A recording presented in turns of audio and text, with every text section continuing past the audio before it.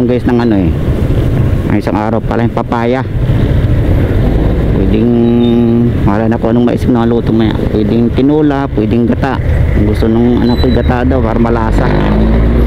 Sabi ko eh, native yung malasa yung kahit tinula, kahit may sabaw. Gata daw eh. Yan natin magagawa guys. Breakfast ng anakis.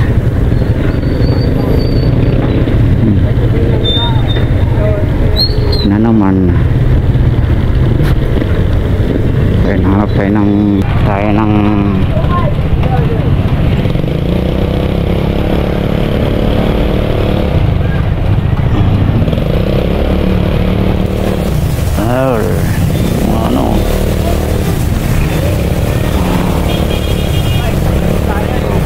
nyug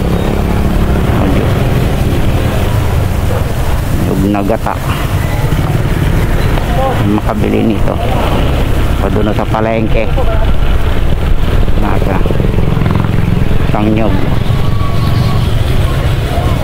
Ayan guys, kabili na ng katangnyog. Dami-dami to, isang pigaan lang guys, pero ampi ang tubig, yung tubig nya, tubig ng nyug. Tara guys, go home na tayo. Hindi na magiging tinula, gatang native na guys.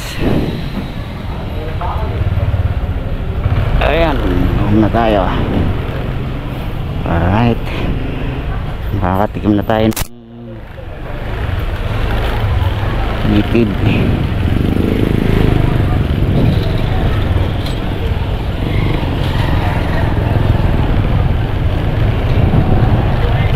Native chicken.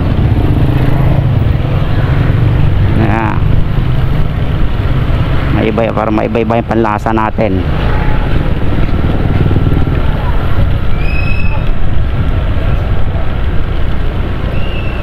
Iba-iba ang panlasa, hindi puro baboy.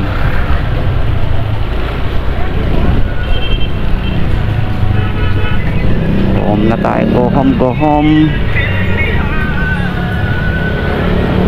Mapla tayo ng sibuyas pala.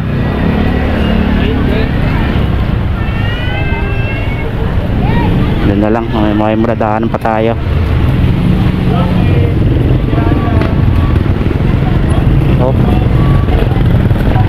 Opya man yung popcorn.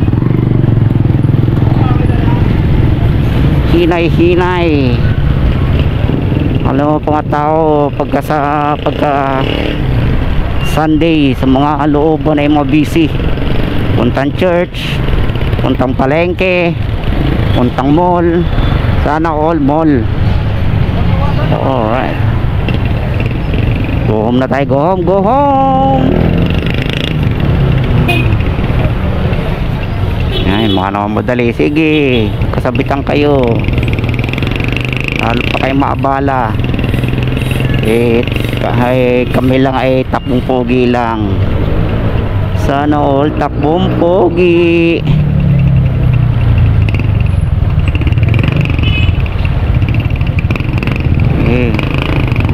Ayun yan.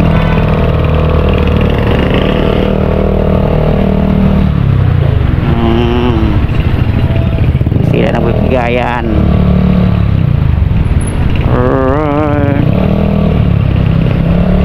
Ayo. Order itong sa ating pagmomotovlog. Madilim na naman ang kalangitan guys. Biglang bumagsak ang ulan.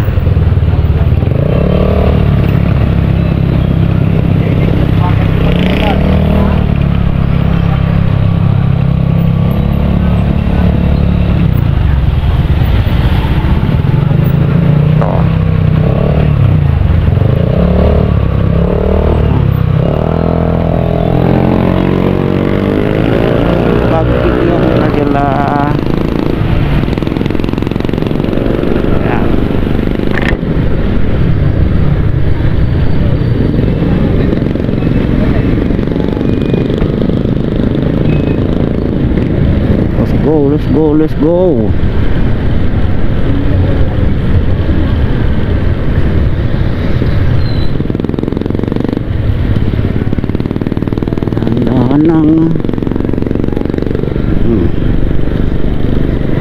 talaga binago ng kalsada dito. Ang dati ako po na nito putik, alikabok. Yan ang dumaan ng mga mayor eh, di nila niskaso to. Si Biko lang ang nagpaganda nito kalsada, lumapad pati.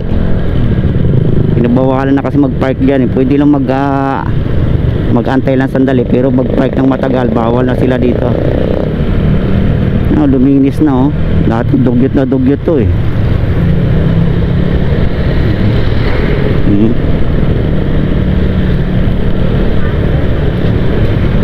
Dati guys, itong building na yan, pagtrabaho ako dyan, yan, to. Yan, pagtrabaho ako dyan kami gumawa dyan, kami bumuo niyan eh, construction year 1998. Siguro mga tatlong buwan din ako dyan, kami nagtayo niyan eh. Pero nung patapos na, lumipat kami ng ibang site sa Laguna na. Tapos Laguna site, tapos may project din kami sa agaw ako sa may Baclaran, sa may Airport Road.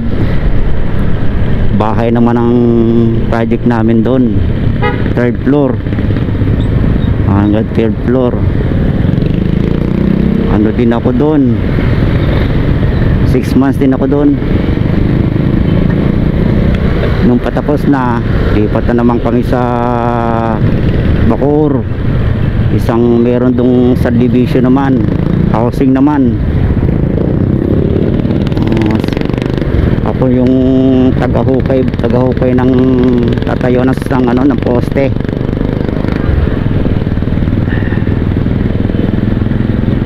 Kudrado, tagahukay. Ako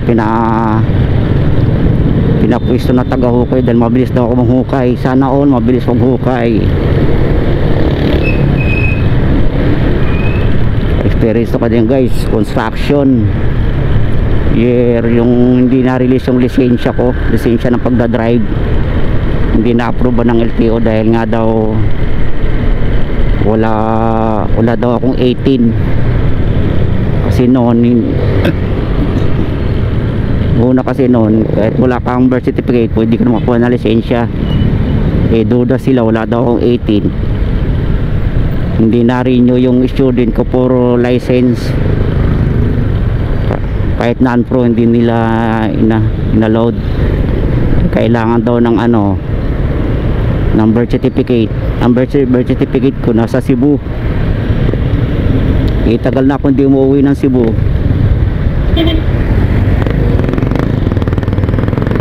Pero may copy, wala ko kung may copy ako no. Taga ako kasi ng mga copy ko noon, mga pinsaning ko, kaya tita ko, kasi lumaki ako sa tita ko eh, o sa lula ko dito sa Maynila. Kung saan sa Maynila, Pasay, Sukat, Paranaque, Taguig, yan, layas talaga guys, layas.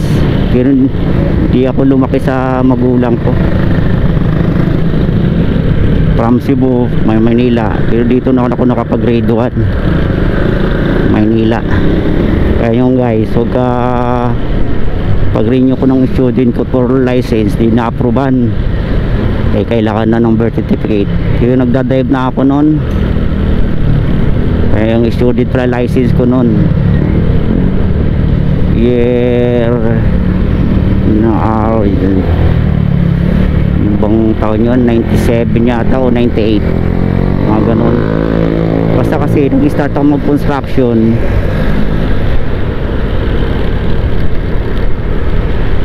96, in pala 1997. Kasi unang start ko dito from gali akong Bicol, nagpa Manila ako, layas guys eh. Alam mo ako saan kung isa-isahin ko, abutin tayo ng taon. Kung ikwento ko ng simula mag isang taon, kulang yung battery natin ng GoPro. Kaya shortcut na lang kwento ko sa inyo guys.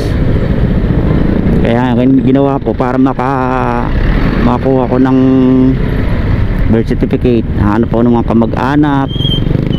Kasi wala na ako contact doon sa mga mag-anak ko sa Cebu. Kasi lumayas nga po dito sa from galing kami Cebu, tapos na nagpamaynila kami. Pinag-aral ako ng tiyahin ko at lola ko. Tapos hindi rin nakatapos, naglayas papunta namang Bicol. Yun, doon ko nakilalang aking Esme, ina ng aking mga anak. Tapos yun nga, kaya napunta ng Bicol. Nakwento ko lang kaya bakit na gali akong Bicol, Bisaya ko. Nilayas nga guys. Yun mo, sulit ako, punta ko sa mga pinsanin ko kasi may contact doon sa Cebu. Yun, yung tiyahin ko nga, kinontak ko na padala ko ng aking aking birth certificate para sa lisensya ko. Mga 97 yun. Kaya yun, habang wala pa yung lisensya, ng construction muna ako.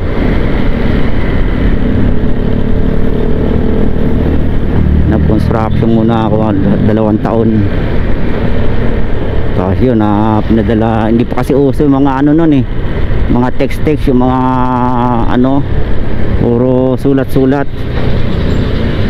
Padala yung mga post office yung sulat. Tapos LBC, yung LBC pa nun. Kaya nakaranas ng mag-construction. Ayun, ma-release ng lisensya ko. Yun, apply ng pagdadrive, pero hindi kagad ang driver ang na-apply ko. Pasok muna ako sa all around guys. Yung dati kong nasubukan dati na nagbuy ako din guys, taga-dilig ng halaban.